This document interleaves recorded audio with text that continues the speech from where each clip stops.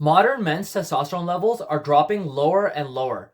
Many look for one magical solution when the real problem is small daily habits that are quietly suppressing your levels. In this video, I'll show you 5 simple changes you can make today to stop sabotaging your testosterone levels. The first change you can make to start boosting your testosterone levels is to change your diet. This is the one that's probably going to move the needle the most. There are 2 main components on the diet side of things. On the one hand, we have what you should be eating more of, and on the other hand, we have things that you should be avoiding. On this hand, you should be eating more animal fats and proteins.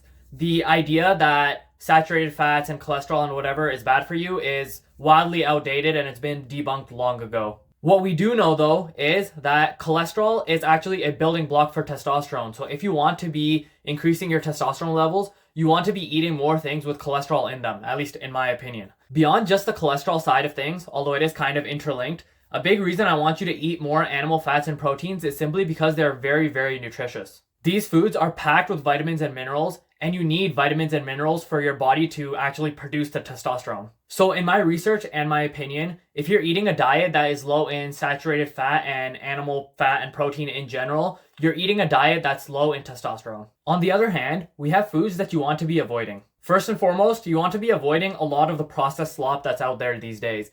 All this kind of like processed food, basically like kids' meals, are not going to be giving you the nutrition that you need to support your hormone levels. Not only are these kinds of foods generally devoid of nutrients, they usually have a bunch of other chemicals and stuff that are probably actually lowering your testosterone even more. We also have evidence that certain foods are estrogenic. Estrogen being the female sex hormone, which more or less basically competes with testosterone. The higher estrogen and more estrogenic substances you consume in your body, the lower your testosterone is going to be. So you want to avoid these kinds of estrogenic foods, and one of the biggest ones I could think of off the top of my head is soy, but there are many others. Now on to change number 2, which is to move away from personal care products that have hormone disrupting chemicals inside them. Many people seem to be unaware, but most of the personal care products you're using daily, whether it's the bar of soap or body wash in your shower or the moisturizer you have on your dresser, they all have hormone disrupting chemicals inside them. If you want to know exactly what these chemicals are called and how they work, you can search it up separately, but it's not really relevant, and the reality is you can't really look out for them on the ingredients list anyways, because a lot of the times, most of the time actually, these companies can hide these chemicals and different compounds inside these products just under the guise of fragrance, because it sort of counts as like a proprietary thing that they don't want other companies to be seeing. And on the surface, you might think, some of the examples I gave, like soap or like, moisturizer, well, that's just something you put on your skin. Well, why does that matter? But it does matter because your skin actually absorbs pretty much everything you put onto it. So if you're putting a compound with hormone disruptors onto your skin, eventually that moisturizer or whatever you're putting on is going to get absorbed into your skin and go into your body and your bloodstream. So what are my recommendations? First and foremost, you still need to shower and clean yourself, at least I hope. So throw out your old bar of soap and body wash and whatever, which probably have all these hormone disrupting chemicals in them, and replace them with a natural tallow soap. With this tallow soap, you'll be able to avoid basically all of the hormone disrupting chemicals that you were normally putting on your body through your old body wash or bar of soap. Beyond the soap though, I would actually urge you to explore what can you eliminate completely. For example, I haven't really used any kind of lotion in a long time. I just really don't feel like I need to. I was able to eliminate it. But if you do feel like you need to continue with these kinds of products, look for natural ones. For example, for moisturizers, get a tallow moisturizer. Your toothpaste, switch from a fluoridated whatever toothpaste to a more natural one, and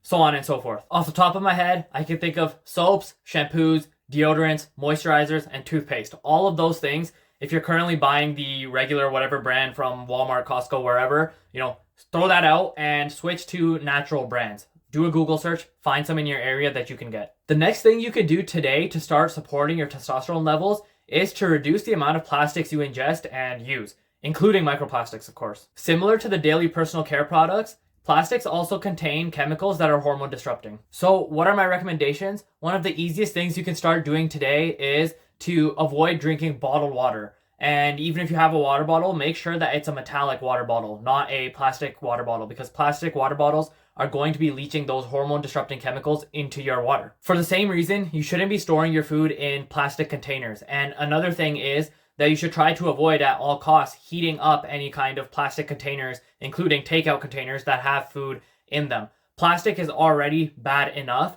but plastic especially is sensitive to heat. So when it's heated up, more and more of those hormone disrupting chemicals will come out of the plastic and into your food or water or whatever else. The last recommendation I'm going to give is to get rid of your non-stick cookware.